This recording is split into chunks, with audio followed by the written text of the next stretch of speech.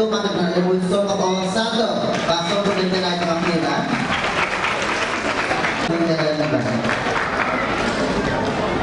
បន្តមកទៀតសូមជម្រាបបងដែលមានឈ្មោះសុំច័ន្ទរក្សាដែលបងទូបានដំណើរទី2ដំណើរលេខ3សូមអបអរនៅថ្នាក់ទី1ខវិញម្ដងជាដំបូងសូមអញ្ជើញបងដែលមានឈ្មោះផនស៊ីវៃដែលបងទូបានដំណើរលេខ2សូមអបអរសាទរ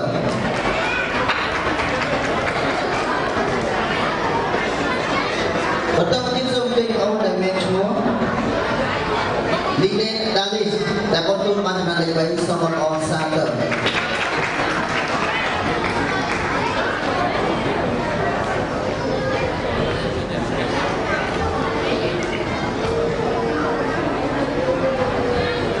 បាទជាបន្តពីនេះសូមអញ្ជើញបងប្អូនថ្នាក់ទី2កវិញម្ដងជាដំបូងសូមអញ្ជើញបងដែលមានឈ្មោះសុនវិជាអមរិតដែលបងទូបានដំណើរលេខ1សូមអបអរសាទរបន្តពីនេះសូមអញ្ជើញបងដែលមានឈ្មោះស្រួយសុគន្ធធីដែលបងទូបានដំណើរលេខ2សូមអបអរសាទរសូមអញ្ជើញបងដែលមានឈ្មោះឈិនមូនីនីដែលបងទូបានដំណើរលេខ3សូមអបអរសាទរបាទទៅនេះសូមជើញអូនណាក់ទី2ខវិញម្ដងសូមជើញអូនដែលមានឈ្មោះពងសារ៉នរក្សាដែលអូនទូបានចំណាត់លេខ1សូមអបអរសាទរបន្តទៀតសូមជើញអូនដែលមានឈ្មោះស្រុនឆេងសៀមដែលអូនទូបានចំណាត់លេខ3សូមអបអរសាទរ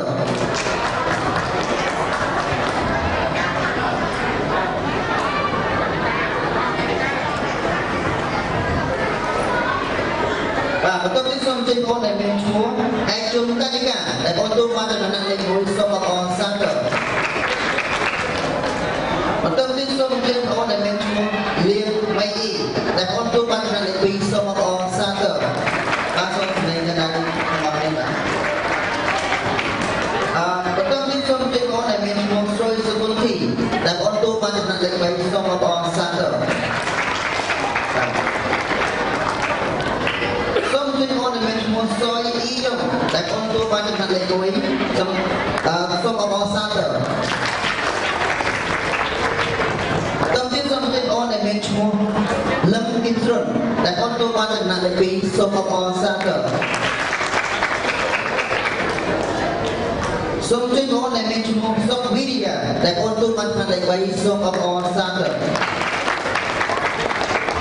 បាទយើងឈានចូលទៅដល់បងប្អូននៅថ្នាក់ទី4កវិញម្ដងមិនទី3កតបហើយ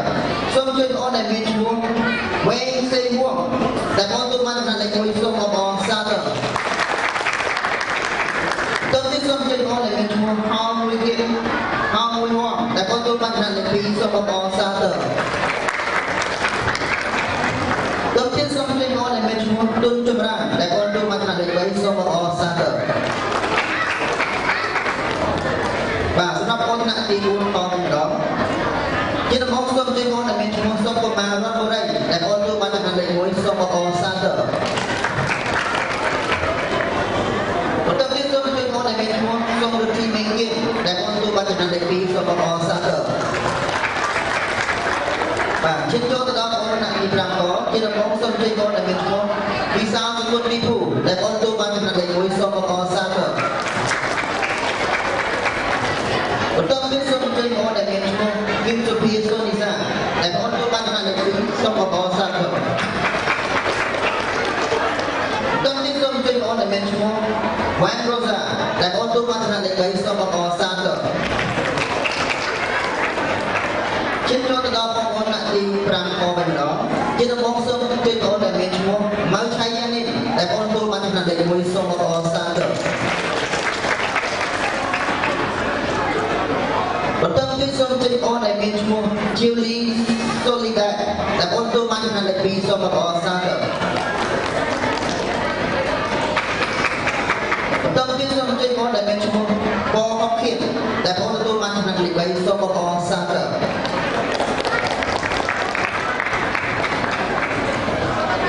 បាទទីចុងក្រោយសម្រាប់ថ្ងៃបឋមថ្នាក់ទី6កសូមអញ្ជើញបងដែលមានឈ្មោះភូតិចអ៊ីដែលបងទូបានចំណាត់ថ្នាក់លេខ1សូមអបអរសាទរ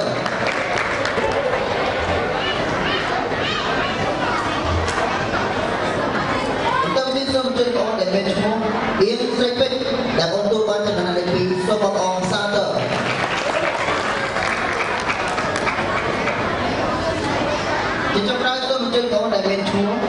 ជីងលីវីដែលបងទូបានឆ្នាំលេខ3សូមអបអរសាទរបាទ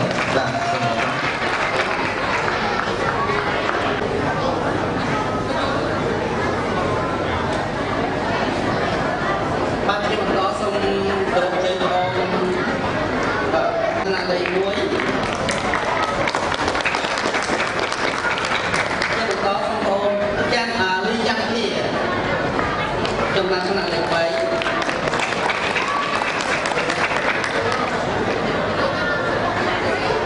សូមរំលឹកគុណអូនថ្នាក់ទី8ចំណាត់ថ្នាក់លេខ2សូមអបអរសាទរ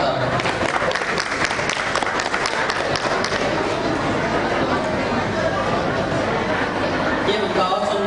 អូនធានទេសាមកពីលឿនតែអូនទី8ក៏បានចំណាត់ថ្នាក់លេខ3សូមអបអរសាទរ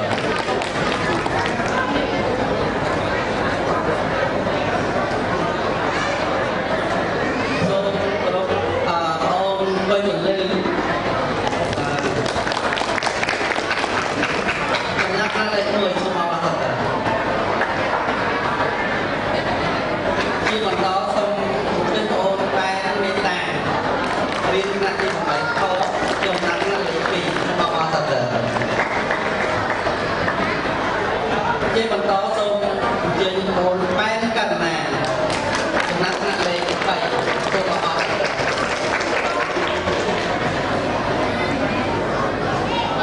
ជាបន្តសូមអញ្ជើញបងហេងទុនគេឧត្តមរៀនថ្នាក់ទី9តថ្នាក់លេខ1អូនសាបសុដារីរៀនថ្នាក់ទី9តចំណាត់ថ្នាក់លេខ3សូមអបអរសាទរជាបន្តសូមអញ្ជើញអូនវ៉ែនស្រីនេះចំណាត់ថ្នាក់លេខ1សូមអបអរសាទរអូនមេមនីរតចំណាត់ថ្នាក់លេខ2សូមអបអរសាទរអូនញ៉ោស្រីនេះចំណាត់ថ្នាក់លេខ3សូមអបអរសាទរ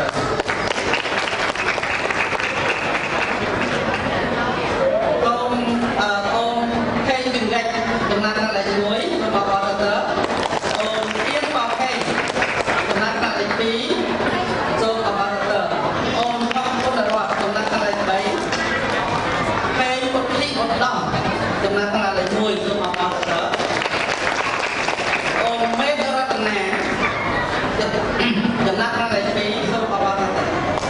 អូនលីជីងហោចំណាត់ថ្នាក់លេខ3សូមអបអរសាទរ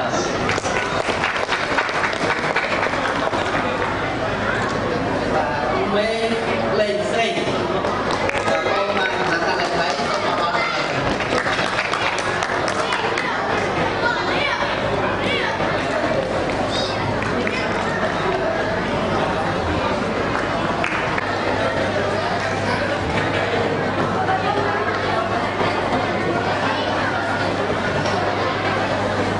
បាទចឹងសូមបងប្អូនតាមសាលេខ GP សូមជួយខ្លួនបាទជាបន្តទៀតបាទសូមអញ្ជើញជួបបងប្អូនផលសម្បត្តិទូបានចំណាត់ថ្នាក់1គឺហៅបង30គីឡូសូមបងប្អូនតបទៀតគឺសូមអញ្ជើញបងឈ្មោះផុតរតនវិសាលទូបានចំណាត់ថ្នាក់1បាទសូមបងសាទរតបទៀតគឺបងសឿនសូដាលីនដែលទូបានចំណាត់ថ្នាក់3សូមបងសាទរតបទៀតគឺបងដូលសុភុនដាវី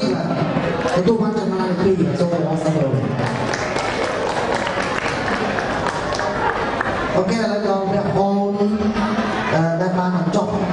level របស់គុណគឹមហេងបាទទូបានចំណាត់2បាទសូមបងសាទរ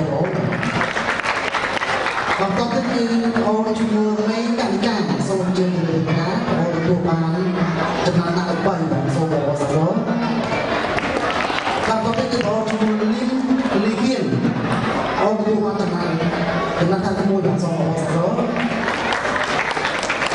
បន្តទៀតគឺអូនឈ្មោះតាំងគីមឡុងអូនទូបានចំណាត់3បាទសូមបងសាទរបាទជាចុងក្រោយគឺសូមអញ្ជើញ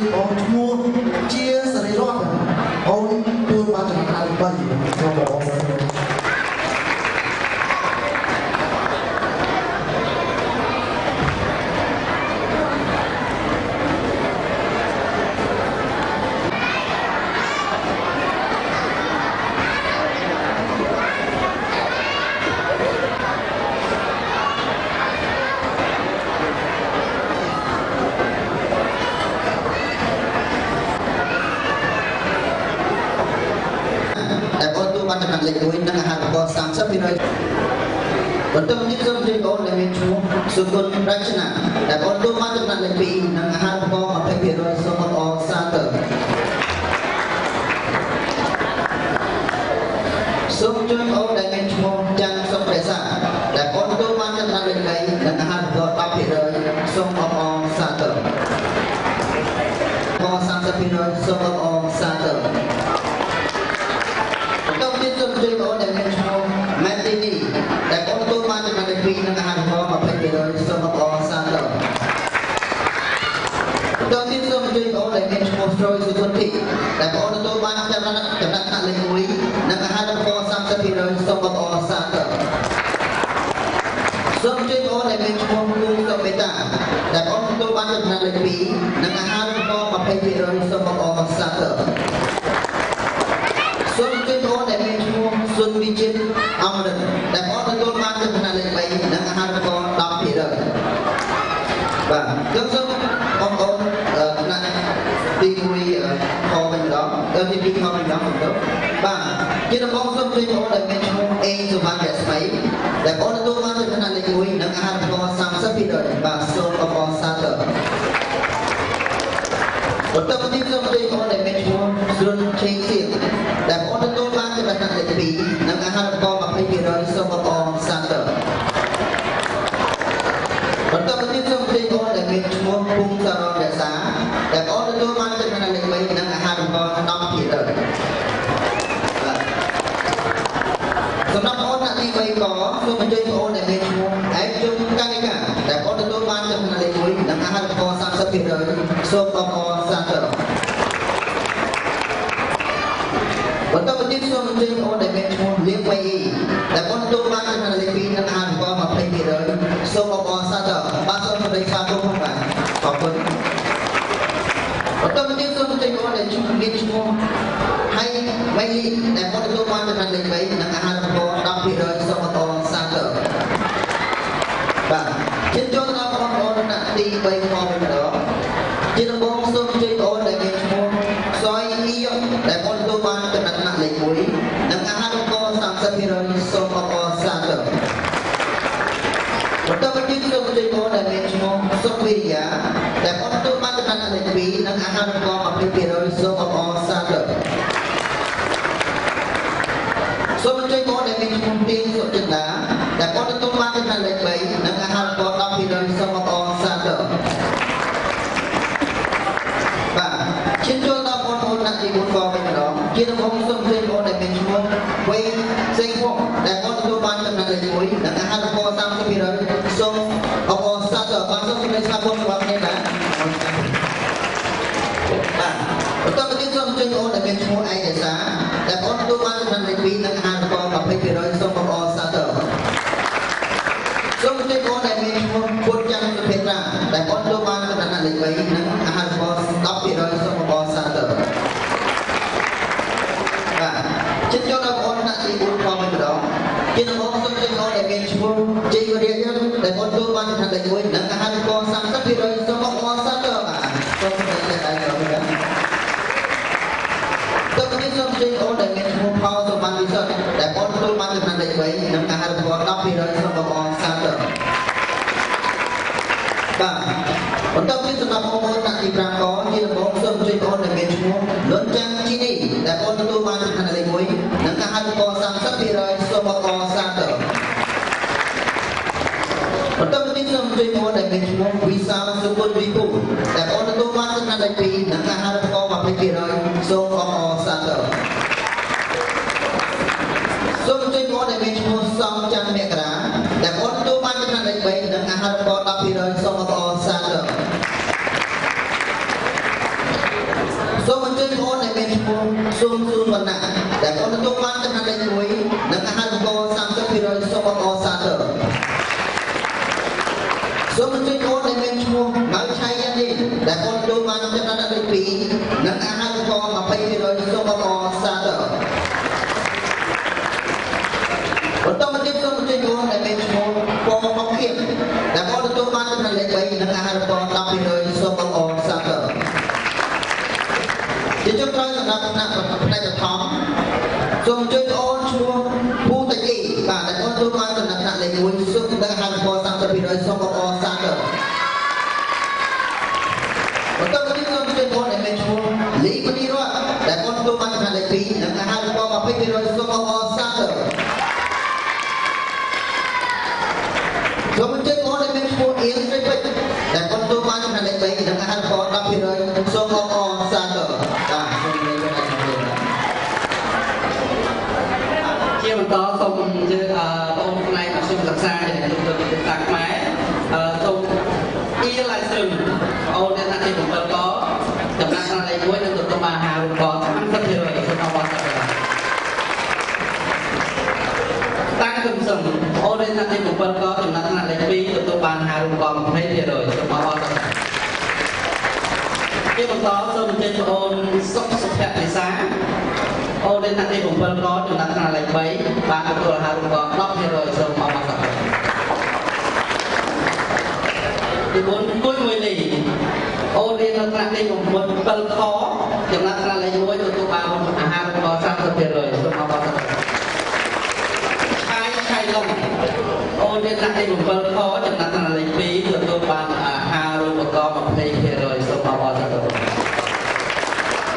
ជាបន្តសូមបងអូនសុខចរិយា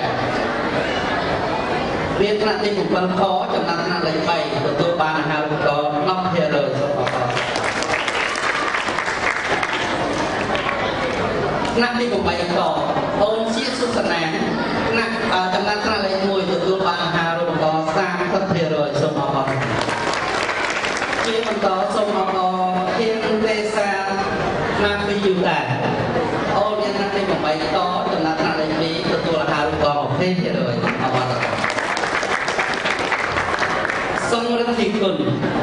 អូនជាថ្នាក់ទី8កចំណាត់ថ្នាក់លេខ3ទទួលអាហារូបករណ៍10%សូមអបអរសាទរកុយពលឹងអូនរៀនថ្នាក់ទី8ខចំណាត់ថ្នាក់លេខ1ទទួលអាហារូបករណ៍30%សូមអបអរសាទរបាទជាបន្តសូមអបអរសាទរឡុងដាលីងអូនរៀនថ្នាក់ទី8ខចំណាត់ថ្នាក់លេខ2ទទួលអាហារូបករណ៍20%បាទសូមអូនប៉ែនករណារៀនថ្នាក់ទី8ខចំណាត់ថ្នាក់លេខ3ទទួលអាហារូបករណ៍10%អបអរសាទរសូមអញ្ជើញបងអូនសាទសូដាលីរៀនថ្នាក់ទី9កចំណាត់ថ្នាក់លេខ1ទទួលអាហារូបករណ៍30%សូមអបអរសាទរសូមអបអរសាទរបងអូនហេងមុខគៀវដងរៀនថ្នាក់ទី9កចំណាត់ថ្នាក់លេខ2ទទួលអាហារូបករណ៍20%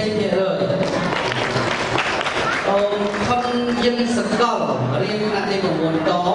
ចំណាត់ថ្នាក់លេខ3សូមទទួលអាហារូបករណ៍10%សូមអបអរសាទរអូនមេងមនីរ៉ារៀនថ្នាក់ទី9ខចំណាត់ថ្នាក់លេខ1ទទួលអាហារូបករណ៍30%សូមអបអរសាទរអូនវ៉ែនសេនីរៀនថ្នាក់ទី9ខចំណាត់ថ្នាក់លេខ2ទទួលអាហារូបករណ៍20%សូមអបអរសាទរជាបន្តសូមអញ្ជើញបងអូនមេតរតមានរតនារៀនថ្នាក់ទី9ខចំណាត់ថ្នាក់លេខ3ទទួលអាហារូបករណ៍10%សូមអបអរសាទរបងអូនថ្នាក់ទី10សូមអញ្ជើញបងអូនសម្រាប់អូន50ជាតិអូនបានចំណាត់ថ្នាក់លេខ1ទទួលអាហារូបករណ៍30%សូមអបអរសាទរបាទជាបន្តអូនអៀងប៉ោហេរៀនថ្នាក់ទី10ចំណាត់ថ្នាក់លេខ2ទទួលអាហារូបករណ៍20%បាទសូមអញ្ជើញបងអូនហុកពុនរតថ្នាក់ទី10ចំណាត់ថ្នាក់លេខ3ទទួលអាហារូបករណ៍10%ជាបន្តសូមអញ្ជើញតសូមអូនមេតរតនារៀនថ្នាក់ទី11ចំណាត់ថ្នាក់លេខ1ទទួលអាហារូបករណ៍30%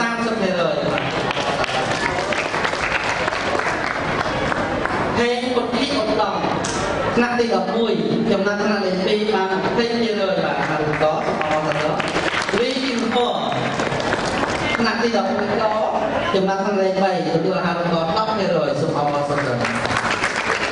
ប៉ែនមុញលីថ្នាក់ទី11ខចំណាត់ថ្នាក់លេខ1ទទួលអាហារូបករណ៍30%សូមអបអរសាទរមេលេខ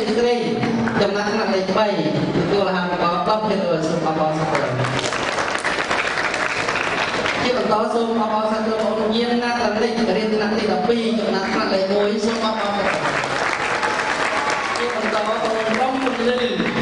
ពីវត្តថ្នាក់ទី12ចំណាត់លេខ2សូមអបអរសាទរបាទទីចុងក្រោយសូមអូនទេសំខាន់ណាស់នេះថ្នាក់ទី12ចំណាត់ថ្នាក់លេខ3សូមអបអរសាទរ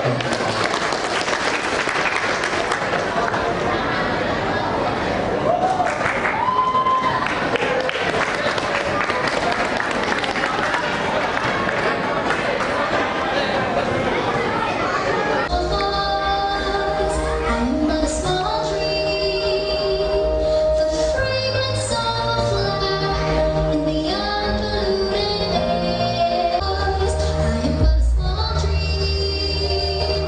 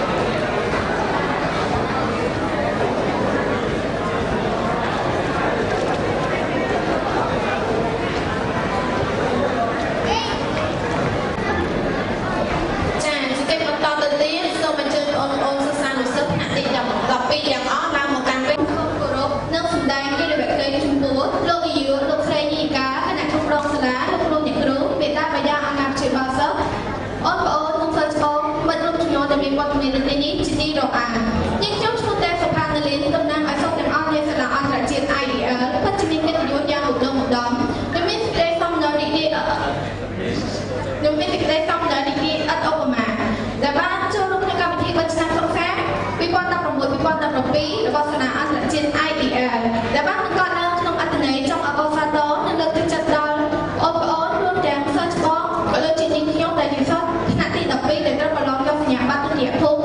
នៅពេលដ៏ខ្លីខាងមុខនេះសាលាអន្តរជាតិ IEL ជាសាលាដែលនាងខ្ញុំចូលមកសិក្សាតាំងពីថ្នាក់បឋមសិក្សាមកម្ល៉េះដែលសារនាងខ្ញុំយល់ឃើញថាសាលាមានធនធានលោកគ្រូអ្នកគ្រូល្អមានបទពិសោធន៍ក្នុងការបង្រៀនជាពិសេសសាលាមានសម្ភារៈបរិក្ខារឧបទេស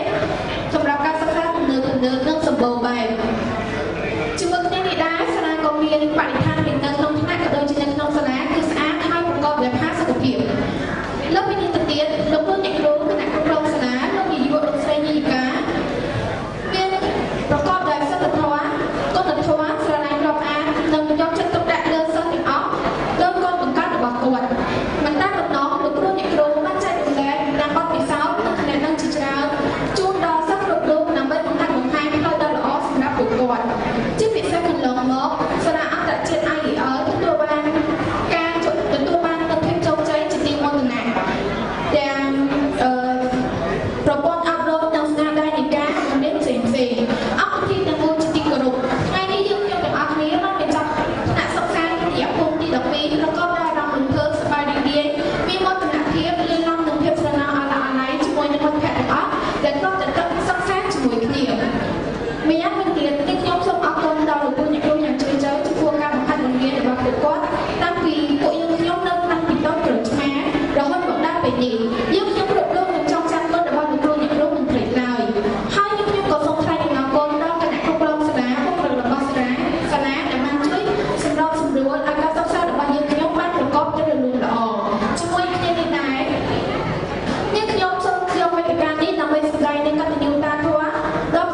និងគុណដល់ប្រពៃជាមួយលោកអ្នកមានគុណទាំងពីរដែលកាន់តែផ្គត់ផ្គង់នូវទំនុកបំរុងលើការសិក្សារបស់យើងខ្ញុំតាំងពីដើមពីមកលោកអ្នកមានគុណទាំងពីរតែលោកទឹកចិត្តឲ្យយើងខ្ញុំខិតខំរៀនសូត្រលោកមិនដែលគិតពីភាពលំបាកទាំងផ្លូវកាយផ្លូវចិត្តដើម្បីការអនាគតរបស់កូនដើម្បីតបស្នងសំគុណរបស់លោកទាំងពីរយើងខ្ញុំនឹងបញ្ញាខិតខំធ្វើជាកូនល្អនិងប្រឡងយកសញ្ញាបត្រទុតិយភូមិនេះឲ្យជាប់ទាំងអស់គ្នាសារជាថ្មីម្ដងទៀតយើងខ្ញុំសូមបងទៀតគោរពដឹងគុណដល់លោកគ្រូអ្នកគ្រូនិងសូមអភ័យទោសនៅក្នុងកំហុសឆ្គងដែលកើតឡើងដោយចេតនានិងអចេតនា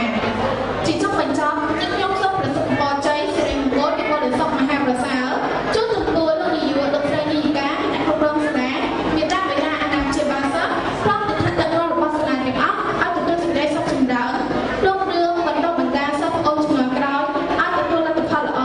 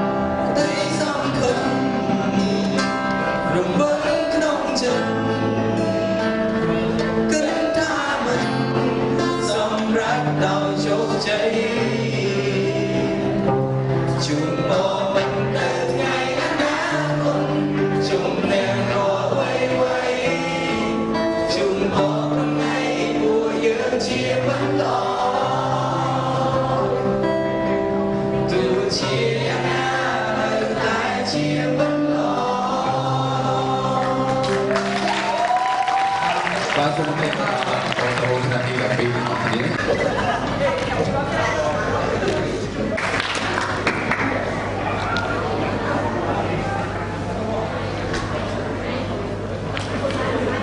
សូមគោរពលោកនាយកលោកស្រីនីកាលោកគ្រូអ្នកគ្រូនិងបុគ្គលិកទាំងអស់នៃសាលាអន្តរជាតិហើយដល់ជាទីគោរពដល់ពុំពុំ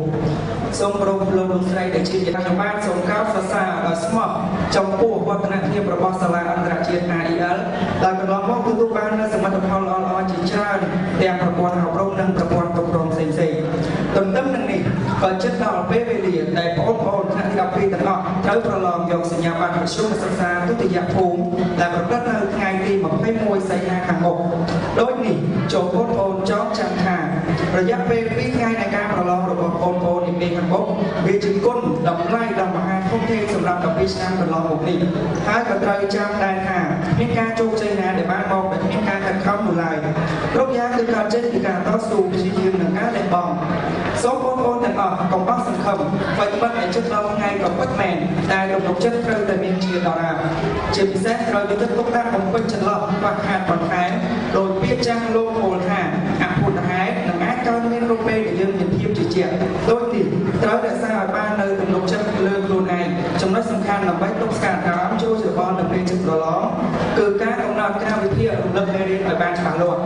សូមពិចារណាមើលពីខ្លួនឯងនិងសម្លឹងមើលលើសមត្ថភាពរបស់ខ្លួនថាតើនៅខ្វះចំណុចខ្វះខាតណាច្រើនជាងគេឲ្យតែមានការខិតខំព្យាយាមនោះលទ្ធផលល្អនឹងកើតមានគ្រប់ពេលវេលាម្យ៉ាងទៀតការប្រឡងមិនមែនជាថ្ងៃដែលយើងទាំងអស់គ្នាត្រូវភ័យនោះឡើយតែវាជាឱកាសដើម្បីបញ្ចេញនូវសមត្ថភាព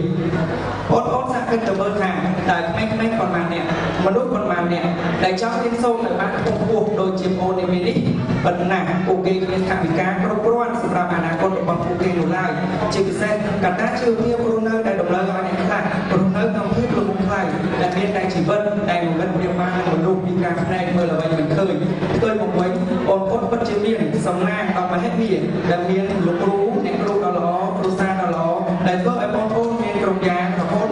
ដល់ថ្ងៃនេះក្នុងនាមខ្ញុំបាទដែលជាតំណាងឲ្យសិស្សច្បងទាំងអស់សង្ឃឹមជឿជាក់យ៉ាងមុខមុតថាបងប្អូននឹងអាចធ្វើបានព្រមទាំងទទួលបាននូវលទ្ធផលល្អប្រសើរគ្រប់គ្នាដើម្បីបន្តនៅថ្នាក់ឧត្តមសិក្សាបន្តទៀតសោមជាគុណភាពមួយដ៏សំខាន់ក្នុងការដឹកនាំសង្គមជាតិនិងសង្គមគ្រួសារជាកិច្ចបញ្ចប់ខ្ញុំបាទសូមថ្លែងអំណរគុណដល់លោកនាយករដ្ឋមន្ត្រីនីកាបុគ្គលិករបស់ថ្ងៃនេះហើយក៏សូមជូនពរឲ្យបងប្អូនដែលត្រូវប្រឡងឆ្នាំនេះ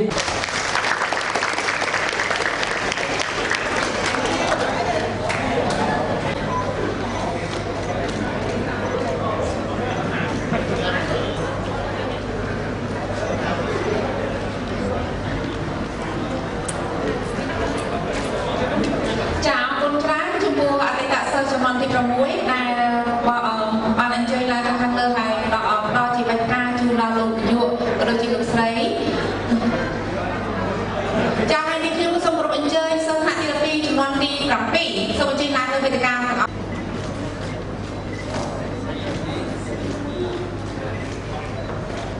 បាទអូខេអរគុណ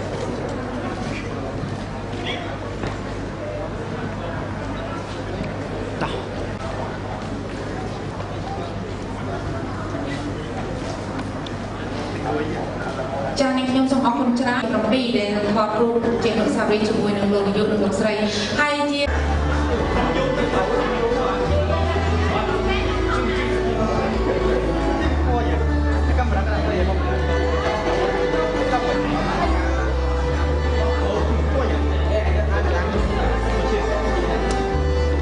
បានអូខេ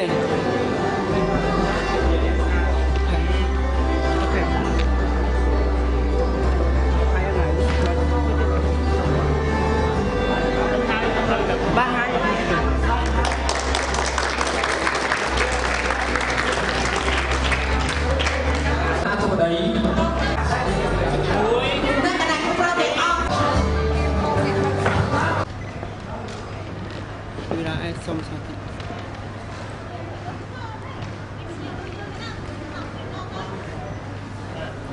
បាទអរគុណ